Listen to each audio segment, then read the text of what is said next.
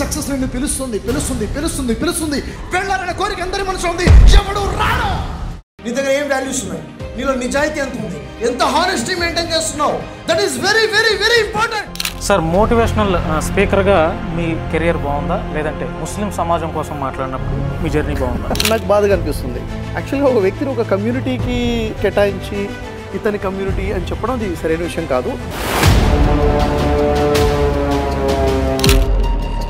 Actual అంటే నేను కూడా ఒక హిందువునే.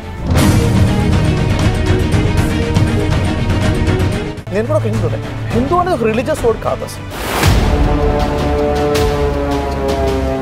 ఇండియాలో పుట్టిన ప్రతి వ్యక్తి హిందువే. ఇక్కడ నదుల్లో నీళ్లు తాగే ప్రతి వ్యక్తి కూడా అతను హిందువే. మొన్న మీరు ఫ్లైట్లో రాధా మనోహర్ దాస్తో జర్నీ చేశారు. ఎదవలు కొందరు ఆ చేసిన తప్పును ఖండించడం మానేసి ఆ జర్నీలో మీకు ఏమర్థమైంది సార్ అతని గురించి? ఎటకారంగా సబ్జెక్ట్ వైజ్గా మాట్లాడవచ్చు, ఎవరైనా ఎటకారంగా మాట్లాడితే ఎవరి సంస్కారం వాడదు. ఇది ఎడారి మతాలు అంటే నిజానికి ఎడారి మతాలు అంటే ఎస్. సమాజంలో ఎక్కడైనా చెడు వ్యాపిస్తుందంటే కారణము చెడ్డవారు కాదు, మంచివారు మౌనంగా కూర్చోవడము. నేను అనేక దేశాలు చూశాను, ఎన్నో దేశాలు చూశాను కాబట్టి నేను చెప్పగలుగుతాను భారతదేశం లాంటి కంట్రీ నాకు కనపడలేదు ఎక్కడ కూడా. అందుకే అంటాం సారే జహాం సే అచ్చా హిందూ సితా హమారా హమారా అని చెప్పి. సార్, భవిష్యత్తులో పాలిటిక్స్లో అంటే ఆలోచన ఏమన్నా సార్? సార్, ప్రజల వ్యక్తిగా ఉండాలనుకున్నాను. ఏ పార్టీ కూడా అందరి కోసం లేదు.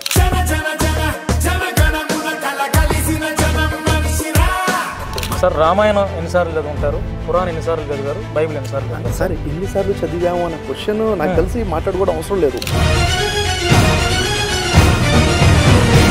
రాముల వారి జీవితాన్ని చూసుకుంటే గ్రేట్ ఇన్స్పిరేషన్ ఉంది.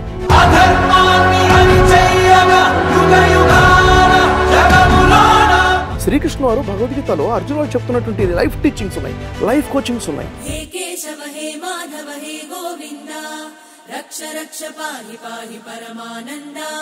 ఇంకా మీ డ్రీమ్ ఏదైనా మిగిలిందా అంటే, మీ గోల్ ఏదైనా మిగిలిందా అంటే ఏం చెప్తారు? నాకు ఒక డ్రీమ్ ఉంది సార్. అదేంటంటే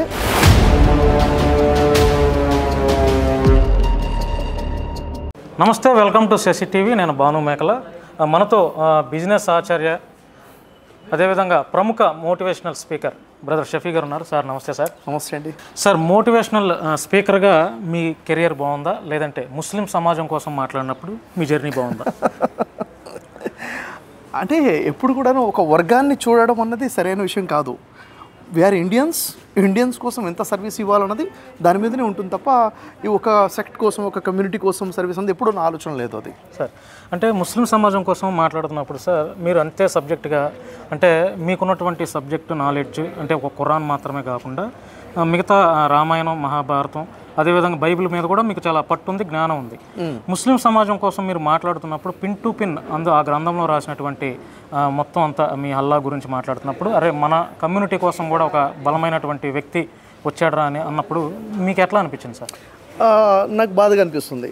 యాక్చువల్గా ఒక వ్యక్తిని ఒక కమ్యూనిటీకి కేటాయించి ఇతని కమ్యూనిటీ అని చెప్పడం అది సరైన విషయం కాదు. యాక్చువల్గా ఇంకో విషయం ఏంటంటే మీ దేవుడు మా దేవుడు, మీ కమ్యూనిటీ మా కమ్యూనిటీ అనే ఆలోచన కూడా సరైనది కాదు. యాక్చువల్గా ఇక్కడ నాకు తెలిసిందంటే మనందరం కూడా మనుషులమే, అవును కదా? ఇప్పుడు మీ పేరేంటో చెప్పేంతవరకు, మీ రిలీజన్ ఏంటో చెప్పేంతవరకు నాకు తెలియదు. మిమ్మల్ని ఒక హ్యూమన్ బీయింగ్గా నేను చేస్తాను. నా పేరు మీకు తెలియకుండా నన్ను ఎక్కడో కలిశారనుకోండి, ఒక వ్యక్తిలా చూస్తారు. యాక్చువల్గా వీఆర్ హ్యూమన్ బీయింగ్స్ అంతే తప్ప ఈ కమ్యూనిటీ ఫీలింగ్ ఎప్పుడైతే తీసేస్తామో, వీఆర్ ఇండియన్స్ అన్న కాన్సెప్ట్ ఎప్పుడైతే వస్తుందో that is the right concept. అప్పుడు మాత్రం మనం గ్రోత్లోకి వెళ్ళగలుగుతాము. కాబట్టి ఇతను ముస్లిం, ఇతను క్రిస్టియన్, హిందూ అన్న ఆ గోడలు తీసేయాలి అన్నది నేను నమ్ముతున్న విషయం. సార్, ఇప్పుడు బీజేపీ గవర్నమెంట్ వచ్చిన తర్వాత హిందుత్వవాదం ఎక్కువైపోయింది సార్. అంటే తప్పనట్లేదు, ఎవరి కులాలు ఎవరి మతాలు వారి గురించి చెప్పుకోవచ్చు. కానీ కొంతమంది ఉగ్రవాదుల్లాగా బిహేవ్ చేస్తున్నారు. అంటే ఈ భారతదేశంలో క్రైస్తవులు ఉండకూడదు, ముస్లింలు ఉండకూడదు, హిందువులు మాత్రమే ఉండాలి అనేది. అంటే హిందువుల్లో కూడా చాలా మంది మంచి వాళ్ళు ఉన్నారు. కొంతమంది చేసే ఆ వ్యాఖ్యల పట్ల మీరే అట్లా ఫీల్? ఒక విషయం చెప్తానండి. ఇక్కడ ఎప్పుడైతే ఒక చెడు గురించి మనం మాట్లాడతామో అది చెడు హైలైట్ అవుతుంది. మనం ఏమవుతుందంటే ఎక్కడైనా కానీ, ఎక్కడ మీడియాలో అయినా ఎక్కడైనా కానీ కొంచెం చెడు ఉంటే దాని గురించి మాట్లాడతాం, అదే చూపిస్తున్నాం కాబట్టి అదే ఎక్కువగా ఉన్న ఫీలింగ్ వస్తుంది. యాక్చువల్గా పాజిటివిటీ 99% ఉంది, పాజిటివ్ వ్యక్తులు ఉన్నారు. కాబట్టి ఈ పాజిటివిటీ గురించి మనం మాట్లాడుకోవాలి. ఇప్పుడు ఉదాహరణకి హిందుత్వం అంటున్నాము. యాక్చువల్ అంటే నేను కూడా ఒక హిందువునే. నేను కూడా ఒక హిందూనే. హిందూ అనేది ఒక రిలీజియస్ వర్డ్ కాదు అసలు కదా. హిందూ అనేది జియోగ్రఫికల్గా వర్డ్. ఇండియాలో పుట్టిన ప్రతి వ్యక్తి హిందువే. ఇక్కడ నదుల్లో నీళ్లు తాగే ప్రతి వ్యక్తి కూడా అతను హిందువే. అంటే మీరు నన్ను ఒక హిందూగానే గుర్తించాలి. నీకు ఒక హిందూ నేను జియోగ్రఫికల్ చూసుకుంటే. స్పిరిచువల్గా రిలీజియస్ ప్రకారంగా చూసుకుంటే ఇక్కడ ఉన్న మేము హిందువులు అని చెప్పుకునే వాళ్ళు ఎవరున్నా వీళ్ళు యాక్చువల్గా వైదికులు అనమాట. అంటే వేదాలని గ్రంథాలుగా నమ్ముకొని వాటి ప్రకారంగా జీవితం గడుపుతాము అన్న ఆలోచన. భగవద్గీత ఉంది. భగవద్గీత అంటే ఏంటి సార్? అదొక పుస్తకం అంటాం. భగవద్గీత అంటే చూడండి, ఇప్పుడు ఉదాహరణకి అర్థమవటం చెప్తాను. ఇప్పుడు మన యొక్క రామాయణంలో లక్ష్మణుల వారు ఒక గీత గీసేసి సీతాదేవికి చెప్పడం జరుగుతుంది, ఇది ఈ గీత దాటి రాబాకండి అని చెప్తారు. అవునా? దాన్ని లక్ష్మణ రేఖ అంటాం. ఎప్పుడైతే లక్ష్మణ రేఖ దాటడం జరిగిందో సీతాదేవికి కష్టాలు పాలయ్యారు. ఒక గీత అంటే బౌండరీస్ అనమాట. మరి ఇక్కడ అది లక్ష్మణ రేఖ, ఇది భగవద్గీత కదా. మరి ఎప్పుడైతే భగవంతుడు గీత గీసాడో ఆ గీత అంటే ఏంటి? డూస్ అండ్ డోంట్స్, నియమాలు ఏంటి అవి తెలుసుకొని ఆ కట్టుబాట్లలో, ఆ నియమాలలో, ఆ పద్ధతుల్లో, దేవుడిచ్చిన బౌండరీస్లో ఎప్పుడైతే ఉంటామో అందరం ప్రశాంతంగా ఉంటాం. కాబట్టి హిందువులలో కొంతమంది ఇలా బిహేవ్ చేస్తున్నారు రూడ్గా, క్రైస్తవుల్లో కొంతమంది ఉండొచ్చు, ముస్లింలు ఉండొచ్చు. వాళ్ళను హైలైట్ చేత గురించి మాట్లాడొద్దు అని చెప్తాను. ఎప్పుడు కూడా మంచి గురించి ఎంత మాట్లాడుకుంటామో అంతే మంచి పెరుగుతుంది. సో సనాతన ధర్మమైనా కానీ ఏదైతే సనాతన ధర్మం చెప్పుకున్నాం అంటే వైదిక ధర్మం ఏదైతుందో వైదిక ధర్మం చెప్తుంది సర్వజన సుఖినో భవంతు, అందరూ కూడా సుఖంగా ఉండాలని చెప్పేసి. బైబిల్ చూస్తే నిన్ను వలని పొరుగువారిని ప్రేమించమని చెప్తాను. అంటే ఎక్కడ నీ పొరుగు క్రైస్తవుడు అని చెప్పట్లేదు ఇక్కడ. అవునా? ఇక్కడ సర్వజను అన్నారు, సర్వ హిందూ అని చెప్పలేదు. జనులందరూ ఒకటే అనమాట. అది ఖురాన్ని చూసుకున్నా మానవులు నీ కోసం ఏది ఇష్టపడతావో నీ పక్కనున్న నీ పొరుగువాడి కోసం అదే ఇష్టపడమన్నారు. పొరుగువాడు ఎవడైనా కావచ్చు. కాబట్టి ఈ గోడలు మధ్యలో ఎవరైతే పెట్టారో, నువ్వు హిందూ, నువ్వు క్రైస్తవుడు, నువ్వు ముస్లిం, నీ ముస్లిం కాబట్టి ముస్లింనే ప్రేమించు, ఇవన్నీ కూడాను కొంతమంది తెలియనివారు, గ్రంథ జ్ఞానం లేనివారు, ధర్మజ్ఞానం లేనివారు. ఏ గ్రంథమైనా ఇతరులను ప్రేమించండి, గౌరవించండి అనే చెప్తుంది కదా సార్. అంతే కదా, అంతే కదా చెప్తుంది, ఏం చెప్పదు సార్. ఇప్పుడు మొన్న మీరు ఫ్లైట్లో రాధా మనోహర్ దాస్తో జర్నీ చేశారు. ఆ జర్నీలో మీకు ఏమర్థమైంది సార్ అతని గురించి?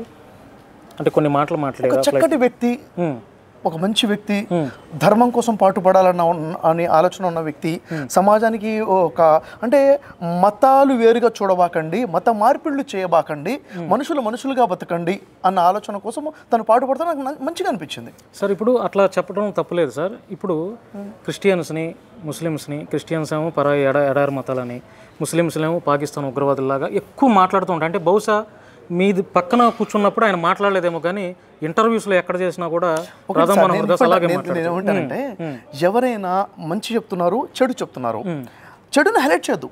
ఒకవేళ చూడండి, ఏదైనా ఒక విషయం చెప్తున్నారండి, దానివల్ల ఎవరైనా మనోభావాలు దెబ్బతింటున్నాయి, అలాంటి విషయాల్ని మనం ఎక్కువ మాట్లాడుకోవడం వల్ల ఇంకా 10 మందికి తెలుస్తాయి.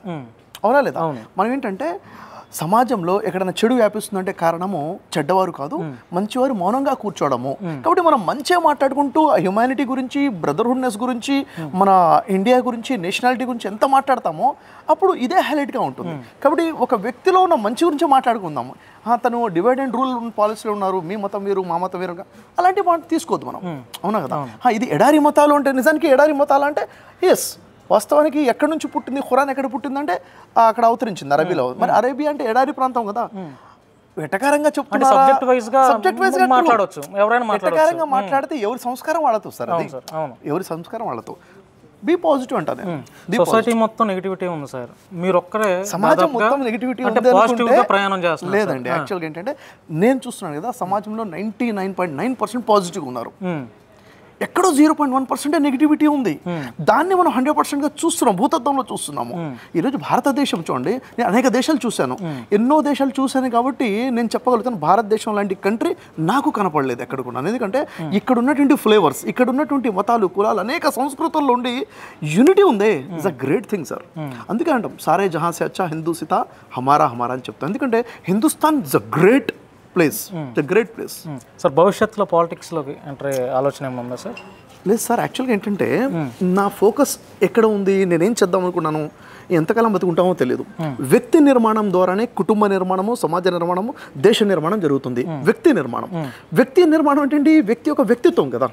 మీరున్నారు సార్, ఒక పర్సనల్గా మీరు ఎలా ఉన్నారు, మీ మైండ్ సెట్ ఎలా ఉంది, మీ మానసిక ఆరోగ్యం, శారీరక ఆరోగ్యం ఎలా ఉంది, మీ కుటుంబంలో ఒక హస్బెండ్గా, ఒక సన్గా, ఒక ఫాదర్గా మీరు ఎలా ఉన్నారు అంటే ఒక వ్యక్తి ఆలోచనలు నిర్మించడం ద్వారా కుటుంబము, సమాజము, దేశం నిర్మించబడుతుంది.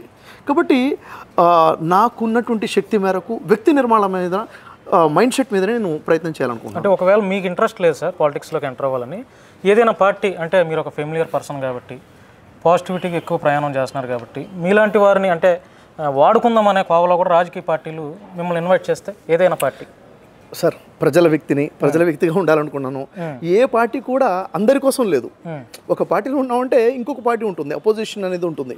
బట్ అలా కాకుండా ఎప్పుడు కూడా ప్రజలందరి కోసము ఉండాలన్న విధంగానే ఉన్నాను నేను. సార్ రామాయణం ఎన్నిసార్లు చదువుంటారు, ఖురాన్ ఎన్నిసార్లు చదివారు, బైబిల్ ఎన్నిసార్లు చదివారు? సార్ ఎన్నిసార్లు చదివాము అన్న క్వశ్చన్ నాకు తెలిసి మాట్లాడుకోవడం అవసరం లేదు. ఎంత అర్థమైంది అంతే. ఓకే సార్, ఎంత అర్థమైందంటే ఇప్పుడు రామాయణం చదివాము. రామాయణం చదివితే రాముల వారు ఒక ఇన్స్పిరేషన్ పర్సనాలిటీ కనబడ్డారు మనకి. గ్రేట్, ఒక పుణ్యపురుషుడు. రాముల వారి జీవితాన్ని చూసుకుంటే గ్రేట్ ఇన్స్పిరేషన్ ఉంది. ఒక హస్బెండ్గా, ఒక సన్గా, ఒక కింగ్గా ఎలా ఉండాలి, అవునా లేదా? ఉదాహరణ చూడండి, రాముల వారి జీవితంలో చాలా కష్టాలు వచ్చాయి. చూసుకుంటే అడుగడుగునా కష్టాలే, కానీ ఎప్పుడూ చిరునవ్వుతూనే ఉన్నారు, అవునా లేదా? అదే రాముల వారిని అడిగినా కానీ ఇన్ని కష్టాల్లో కూడాను ఇంత చిరునవ్వుతో ఎలా ఉన్నారు, ఇంత స్థితప్రజ్ఞత ఎలా ఉంది? ఇప్పుడు జనరల్గా ఎలా అంటారు, కష్టాల్లో కృంగిపోతారు కదా, సంతోషంలో నిలబడతారు. అలా కాకుండా ఎప్పుడు ఒక స్టాండ్ ఎలా ఉందంటే అంతా కూడా విధాత సంకల్పం అని చెప్తారు రాముల వారు. అంటే పైన ఒక విధాత ఉన్నాడు, ఆయన సంకల్ప ప్రకారంగా జరుగుతుంది అని తెలియకుండా ఏది జరగదని ఎప్పుడైతే స్ట్రాంగ్గా నమ్ముతామో అన్నిటినీ తీసుకుంటాం మనం, అవునా లేదా? అంటే నాకేమో ఒక ఓటమి కనిపించవచ్చు, నిజానికి అది ఓటమి కాదు, దాంట్లో నుంచి లెర్నింగ్ పాయింట్ ఉంటుంది మనకి, ఒక ఇన్స్పిరేషన్ అనమాట. బైబిల్ చదివితే యేసువారి జీవితం నుంచి లెర్నింగ్స్ ఉన్నాయి, మొహమ్మద్ ప్రవక్త జీవితం నుంచి లెర్నింగ్స్ ఉన్నాయి, ప్రతి పుణ్యపురుషుడి జీవితం నుంచి లెర్నింగ్స్ ఉన్నాయి మనకి. శ్రీకృష్ణ వారు భగవద్గీతలో అర్జున్ వారు చెప్తున్నటువంటి లైఫ్ టీచింగ్స్ ఉన్నాయి, లైఫ్ కోచింగ్స్ ఉన్నాయి. అవన్నీ కూడా మనకి ఒక గ్రేట్ ఇన్స్పిరేషన్ కదా సార్. ప్రతి మనిషికి ఒక గోల్, ఒక డ్రీమ్ అనేది ఉంటుంది. మీరు already familiar person, 2 states, out of states కూడా. ఇంకా మీ డ్రీమ్ ఏదైనా మిగిలిందా అంటే, మీ గోల్ ఏదైనా మిగిలిందా అంటే ఏం చెప్తారు? నాకు డ్రీమ్ ఉంది సార్. అదేంటంటే అంటే నేను చనిపోయే లోపల నేను ఒక చూడాలనుకుంటున్నాను. ఏంటది అంటే, మీరెవరు అంటే తన కులమో తన మతమో కాకుండా నేను ఇండియన్ అని చెప్పుకునే సమాజాన్ని చూడాలనుకుంటున్నాను. మనిషిని ఇంకా చెప్పాలంటే మన దగ్గర నేను హ్యూమన్ బీయింగ్ని, నేను ఇంకా ఎవరంటే నేను ఒక భారతీయుడిని. ఈ యూనిటీ అన్నది వస్తుంది. ఎందుకంటే సార్ భారతదేశము అనేది ఆధ్యాత్మిక కేంద్రం, ఇది స్పిరిచువల్ కంట్రీ. మనం స్పిరిచువల్ కంట్రీ అయ్యి కూడా ఇంత క్రైమ్ ఉండడము, ఇంత స్పిరిచువల్ కంట్రీ అయ్యి కూడా ఇంత నెగిటివిటీ ఇలా స్ప్రెడ్ అవ్వడం అనేది కరెక్ట్ కాదు. మీరు చెప్పింది పాసిబుల్ అవుతుందా సార్? ఎందుకు కాదు సార్, ఖచ్చితంగా అవుతుంది. ఇది కుల మత లేకుండా నేను ఒక మనిషిని అని చెప్పుకునే, మీ కులాన్ని మీరు వదిలిపెట్టొద్దు, నా కులాన్ని నేను వదిలిపెట్టొద్దు, మీ మతాన్ని మీరు వదిలిపెట్టొద్దు, నా మతాన్ని నేను వదిలిపెట్టొద్దు. కానీ మిమ్మల్ని నేను చూసినప్పుడు ఒక హ్యూమన్ బీయింగ్గా చూడాలి, ఒక ఇండియన్గా చూడాలి, నా బ్రదర్గా నేను చూడగలగాలి. భిన్నత్వంలో ఏకత్వం, భిన్నత్వం వదిలిపెట్టమని చెప్పట్లేదు, భిన్నత్వం ఉంటుంది కానీ ఏకత్వం ఆలోచన ఉండాలి, మైండ్ సెట్ ఒకటిగా ఉండాలి, వే ఫీలింగ్ రావాలి. ఈ 5 వేళ్ళు ఉన్నాయి, 5 వేళ్ళు పోయి 1 వేలుగా మారదు, 5 వేళ్ళు వేరువేరుగానే ఉంటాయి, కలిసి పిడికిలుగా మారాలి అంటా నేను. కాబట్టి అన్ని కులాలు ఉంటాయి. ప్రతి కులము అంటే సార్ మన వృత్తిని బట్టి వచ్చింది కులము. ఓకే, ఉన్న స్పిరిచువాలిటీని బట్టి ఉంది. ఒక హిందూ అయినా, ఒక ముస్లిం అయినా, ఒక క్రైస్తవుడైనా తన ధార్మిక గ్రంథాలను అర్థం చేసుకుని ధర్మ ప్రకారంగా బతికితే చాలు. ఒక హిందూ నిజమైన వైదికుడిగా మారాలి, ఒక క్రైస్తవుడు నిజమైన బైబిల్ ఫాలోవర్గా మారాలి, ఒక ముస్లిం నిజమైన ఖురాన్ ఫాలోవర్గా మారితే ముగ్గురు ఒకటే అవుతారు. ఎందుకంటే అన్ని గ్రంథాలు చెప్తున్నట్టు కోర్ మెసేజ్ ఒకటే ఉంది. ఏంటది? మానవుడిని మానవుడిగా చూడు, తోటి మానవుడికి సహాయం చేయి, అవునా లేదా? పైన ఉన్నవాడు ఒకడు గొప్పవాడు ఉన్నాడు, ఆయనకి లోబడి ఉండు, అహంకారం లేకుండా ఉండు, ఒక వ్యక్తి యొక్క ఎదుగుదల చూసి అసూయ చందబాకు. ఇదే కదా సందేశం ఎక్కడ చూసినా కానీ. ఇలా మారిపోతే చాలు కదా, మనం కుటుంబ గొడవలు ఉండవు కదా. అవును సార్, ఒక మనిషి ఎదగటానికి ఎంతో కష్టపడతాడు సార్, చాలా కష్టపడతాడు.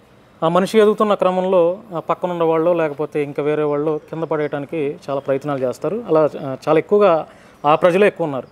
మీరు చాలామంది భవిష్యత్తుని మార్చడానికి మోటివేషనల్గా చాలా మంచి అంటే ఒక భర్త ఎలా ఉండాలి, ఒక భార్య భర్తతో ఎలా ఉండాలి, ఒక అన్న తమ్ముడితో ఎలా ఉండాలి, ఒక తండ్రి పట్ల కొడుకులు ఎట్లా ఉండాలి అనేది ఇట్లా మంచి ఉపన్యాసాలు ఇస్తారు సార్. అంటే మీరు కూడా ఒక ఇన్స్పిరేషనే చాలామందికి మీ మాటలు కూడా చాలామంది వింటారు. ఎవరైనా ఒక డైరెక్టర్ వచ్చి, సార్ మీ కెరియర్లో మీరు పడినటువంటి ఇబ్బందులు, ఇప్పుడు మీరున్నటువంటి ప్రజెంట్ మీ ఫేస్ వాల్యూ, దీన్ని బట్టి ఒక గంట టైంతో పాటు సినిమా కానీ ఏదైనా షార్ట్ ఫిల్మ్ తీయాలంటే మీరు ఓకే అంటారా? చూడండి, విషయం ఏంటంటే సార్, మీడియా అనేది ఒక పవర్ఫుల్ వెపన్. ఈరోజు ప్రజల మైండ్ సెట్ ని లీడ్ చేస్తుంది మీడియా అనమాట. మీడియా ప్రకారంగా ఒక మంచి కాన్సెప్ట్లో ఏదైనా ప్రయత్నం చేద్దామంటే ఐఎమ్ ఆల్వేస్ రెడీ. సపోర్ట్ చేస్తారా మీరు? చేయాలి కూడా. అది మూవీ అనే కాదు, ఒక కాన్సెప్ట్ కానివ్వండి, మోటివేషన్ సెషన్ కానివ్వండి, ఒక కొత్త కాన్సెప్ట్లో ప్రజల్లో పాజిటివిటీ రావడం కోసం మనం ప్రయత్నం చేయాలంటే అన్ని మార్గాలతో ప్రయత్నం చేయాలంటే చెప్తాను నేను. అయితే దానికి మీరైతే పూర్తిగా సహకరిస్తారు. దేనికి అంటున్నారు మీరు? మీ గురించి ఒక మంచి, నా గురించి అవసరం లేదండి. నేనేమంటానంటే ప్రజలలో మంచి మార్పు వచ్చే విధంగా ఏ పని ఎవరు చేద్దామన్నా కానీ ఐఎమ్ దేర్, అది నేను చెప్తున్నాను. యాక్సెప్ట్ చేస్తారు అయితే. Right, thank you sir. Thank you. మీ విలువైన సమయాన్ని థ్యాంక్ యూ. కేటాయించినందుకు థ్యాంక్ యూ సార్.